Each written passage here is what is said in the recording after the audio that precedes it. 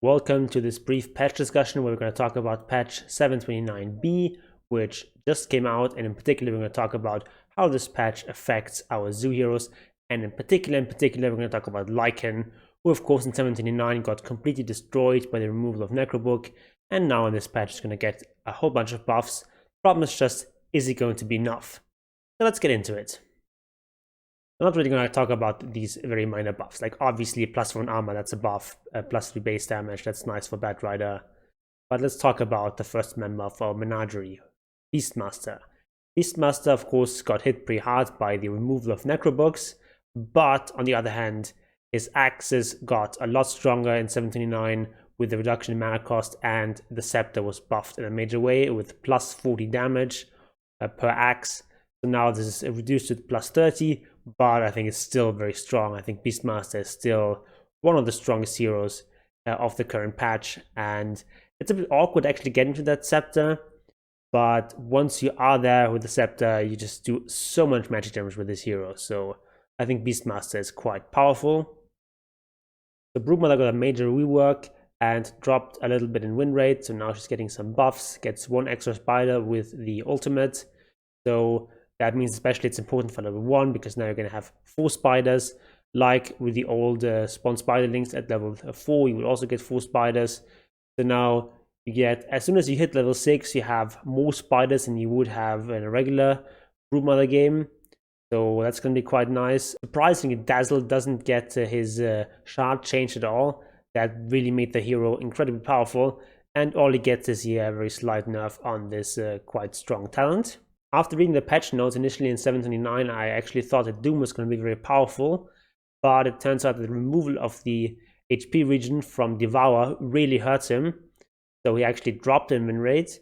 Now he's getting some buffs here, so Doom is going to get a lot more gold with this Devour that was buffed in 729, and now it's buffed again, so you're going to get lots and lots of net worth from this, and also Doom itself, the ability is getting a bit stronger, a bit more DPS there.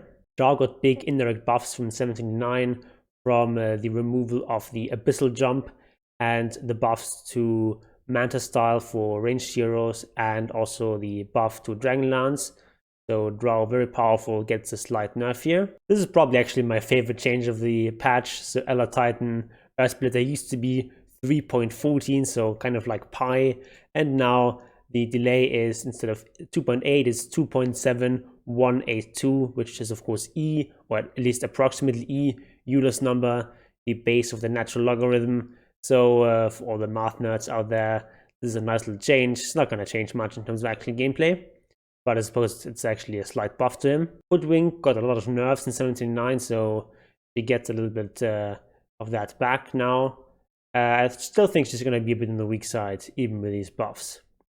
Husker, who got some huge buffs in 729, is tuned down a bit. I think especially this one is going to hurt a bit.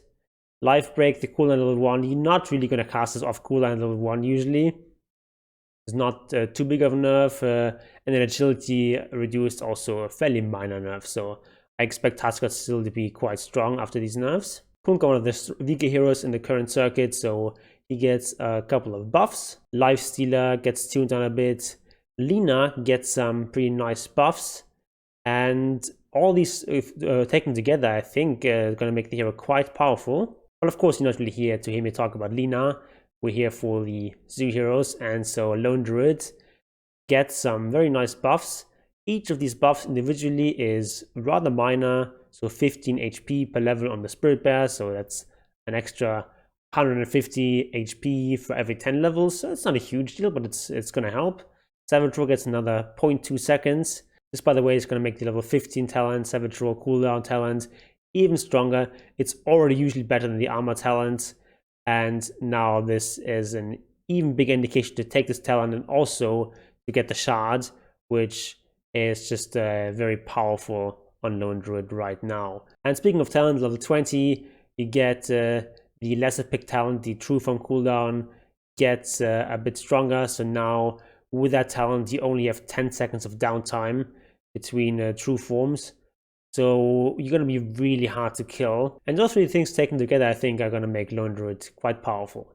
Also, actually, the new Solar Crest actually works out really nicely on Lone Druid. So of course it's a very good build up. You get the Medallion of Courage for the minus armor, it's quite nice. You can also put it on your bat to get some extra armor, extra tankiness. So this is a very reasonable item to buy. Windlay is sufficient item just to have around, use your inventory slots. Crown, not that great, but it's okay. Then for only 2.6k gold roughly, you get, if you put it on a bear, you get 6 armor on the bear, 65 attack speed, and 10% movement speed, which is actually a lot. Then it also makes your main hero a bit tankier, gives you a bit more mana to play around with, makes you slightly faster. This is actually like a really efficient item to buy on Lone Druid. And especially if you combine it with the Desolator build, you can have Desolator, you can have Solar Crest, you can have Orb of Corrosion, and then you can even possibly combine it with an extra medallion. So if you have like Solar Crest in your main hero and medallion on your bear, you can get so much minus armor with that build. So that's perhaps a route to go for as Lone Druid. Anyway, let's return to the main meal of today's video, that is Lycan. Lycan, of course, was completely destroyed by the removal of Necrobook. Necrobook is such an essential Lycan item. It's like the item is built for the hero. The hero was balanced around being really good with Necrobook. And so we received a whole bunch of nerfs in the past. And now with the removal of Necrobook, the hero is just absolutely awful.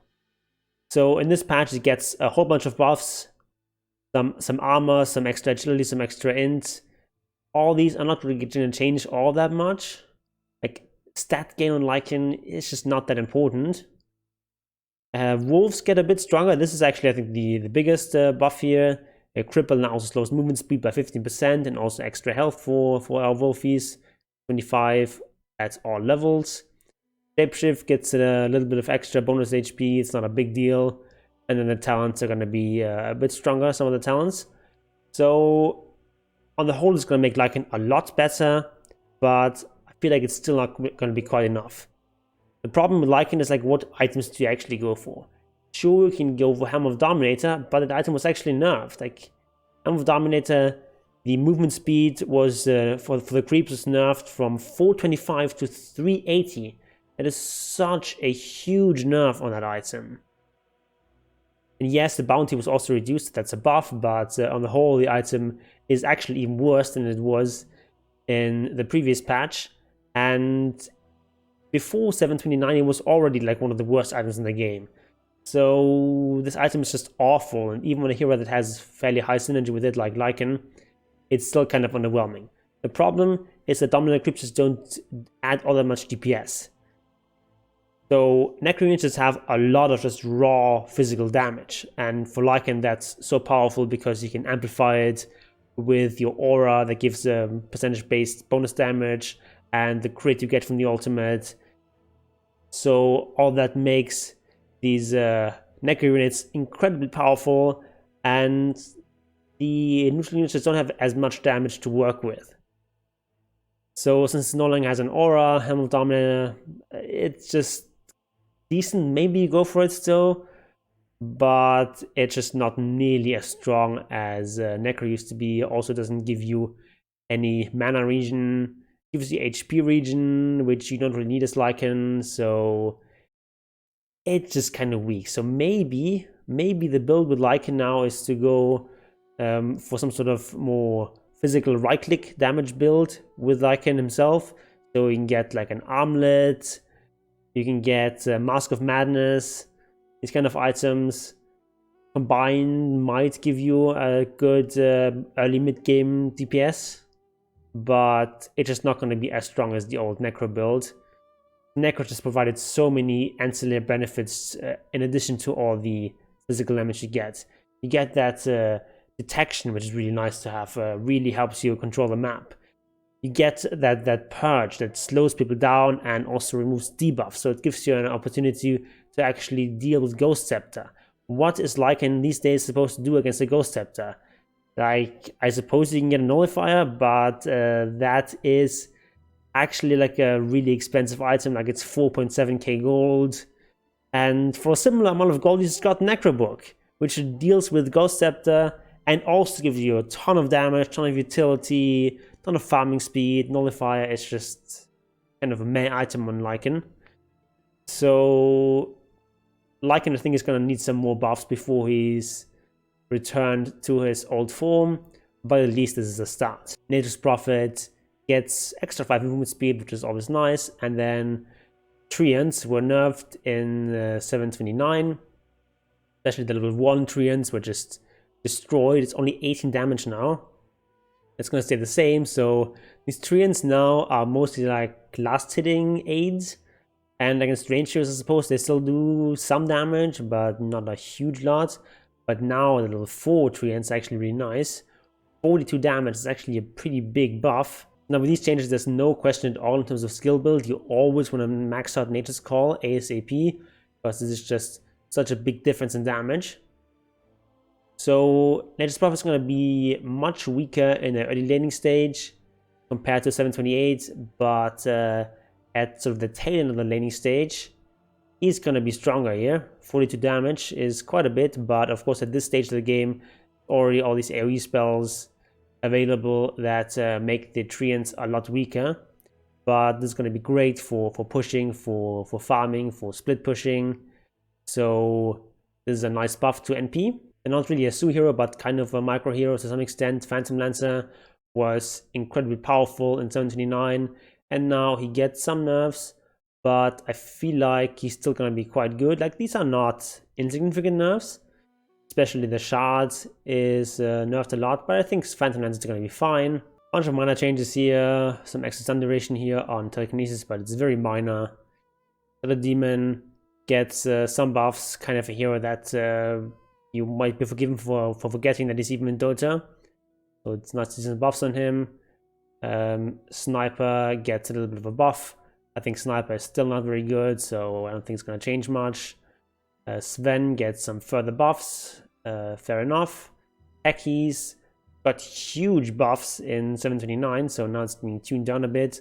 Also, an important buff in 729 was the removal of Necrobook, so that made it a lot easier to play as Techies, because it's no longer countered by heroes like Lycan or Beastmaster. So it's very justified that it gets some nerfs here, like this stupid suicide to get a TP scroll gets nerfed. Now you have to actually pay 100 gold if you want to return to lane. And Viva was hit by the changes in 729 that limited her to just being hasted in Shikuchi. So now there's some extra stats, actually it's pretty significant buffs. An extra 4 base int and 3 base agi. That's a huge buff to the early game. And also animation is improved, so easier last hitting. So I think this is going to make Weaver quite strong again. And then Winter Wyvern gets tuned down slightly. A whole bunch of very sensible changes. And of course, especially I like the changes to Lycan. But as I said, probably not going to be quite enough. Problem is just Lycan just does not do enough damage now that Necrobook is no longer in the game. And then also I like the Lone Druid buffs here. So I think I'm actually going to take up playing Lone Druid again. I think it's quite in a reasonable state right now with all the buffs. So I like this patch, a whole bunch of sensible small adjustments, and hopefully it's going to make the game slightly better. So if you enjoy the kind of content I do, please subscribe and hit the notification bell. I'm going to put out a video on Axemaster very soon. Also a rant about the direction that Dota is taking with reducing micro and removing these kinds of control elements, RTS elements from the game, which is really pissing me off. And if you want to see more of me, you can follow me on Twitch at twitch.tv/Gunnarsson, where I stream every Wednesday and Sunday. So tune in there, watch me play some Dotes, and I can also analyze some of your replays. So just drop by and say hi, and hopefully I'll see you there, and goodbye.